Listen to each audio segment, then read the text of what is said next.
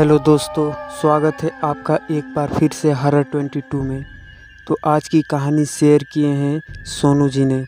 तो सबसे पहले सोनू जी, आपको बहुत बहुत धन्यवाद जो आपने अपनी कहानी हमारे इंस्टाग्राम पे शेयर किया। तो चलिए बढ़ते हैं कहानी की तरफ। मेरा नाम सोनू है और यह उस समय की बात है जब मैं अपने दोस्त की शादी में जा रहा था।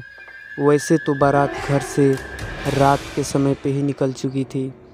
सभी अपने अपने गाड़ी से जा चुके थे। बस मैं और मेरा एक दोस्त जिसका नाम सागर है, हम ही दोनों बाकी थे। हम लोगों के पास अपनी एक मोटरसाइकिल थी जिससे हम लोग आराम से जाने वाले थे। हम लोगों को 50 किलोमीटर दूर जाना था। मेरा दोस्त सागर अच्छे से तैयार होकर मेरे घर पे आ गया। मैं भी तैयार होकर घर से निकलने की तैयारी कर ही रहा था। फिर हम दोनों खुशी खुशी घर से निकल गए।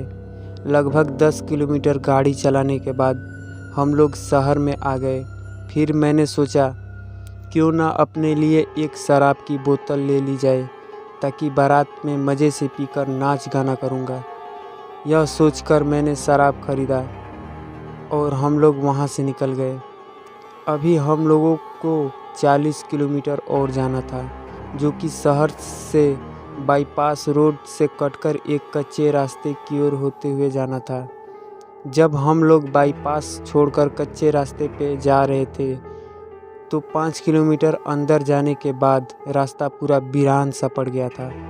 कच्चे रास्ते पर लाइट न होने की वजह से पूरा अंधेरा पसरा हुआ था। उस रोड पे एक भी गाड़ी नज़र नहीं आ रही थी। रोड से लगभग 2-3 किलोमीटर की दूरी पे कहीं कहीं गांव दिख रहा था। हम लोग आपस में बात करते हुए आगे बढ़ते जा रहे थे। उस रास्ते में एक छोटी सी पुलिया पड़ती थी। जब हम लोग मोटरसाइकिल से पुलिया के ऊपर गुजर रहे थे तभी मेरे कान में कुछ आवाज़ सुनाई दिया। वह आवाज़ मोटा और बहुत ही भयंकर था। मुझे लगा जैसे कोई मुझसे बोल रहा हो कि अकेले अकेले ही पियोगे क्या, मुझे भी थोड़ी सी शराब दे दो। ये बात मैंने अपने दोस्त सागर को बताई तो उसने मजाक में कहा, जो तुमने शराब ले रखी है वो भूतों को बहुत पसंद आता है, तुम उसको इधर ही फेंक दो। फिर मैं बोला, पागल है क्या, इतना पैसा खर्च करके मस्ती करने के लिए ख़रीदा हूँ कि फेंकने के लिए। थोड़ी दूर आगे जाने के बाद बीच रास्ते पे एक लड़का जाता हुआ दिखाई दिया। मैं अपने दोस्त को यह बताते हुए बोला कि इतनी रात को बीच रोड पे यह बच्चा कैसे आया। मेरे दोस्त ने अपने मोबाइल में जब टाइम देखा तो उस समय 10:30 हो रहा था। मैं अपनी बाइक उस बच्चे के किनारे से निकालता हुआ आगे बढ़ा। थोड़ी दूर आगे जाने के बाद मुझे एक छोटी सी बस्ती दिखी। वह बस्ती गुंडों की बस्ती थी।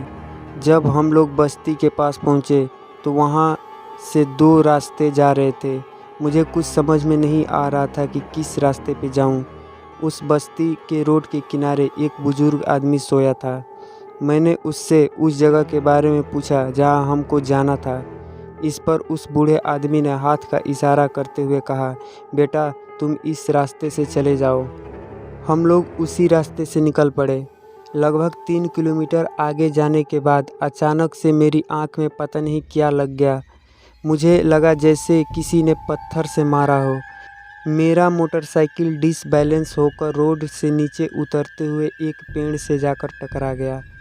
मेरा दोस्त भी आश्चर्य में पड़ा हुआ था कि अचानक से गाड़ी कैसे पलट गई। अभी मैं अपने दोस्त को बताने ही वाला था तभी मैंने देखा कि कोई मेरे पास ही बैठा है। उसका शरीर देखने में लग रहा था जैसे उसका शरीर हवा और पानी का बना हुआ हो। फिर उस खेत से गाड़ी निकालते हुए मेरा दोस्त बोला कि पीछे से धक्का दो, वहाँ क्यों बैठे हो। वह बार बार मुझसे बोलता जा रहा था पर मेरा ध्यान उस भूत के ऊपर था। मेरे मुंह से आवाज़ निकलना बंद हो गया था। मैंने अपने दोस्त को इशारा किया, फिर भी मेरा दोस्त कुछ समझ नहीं पा रहा था।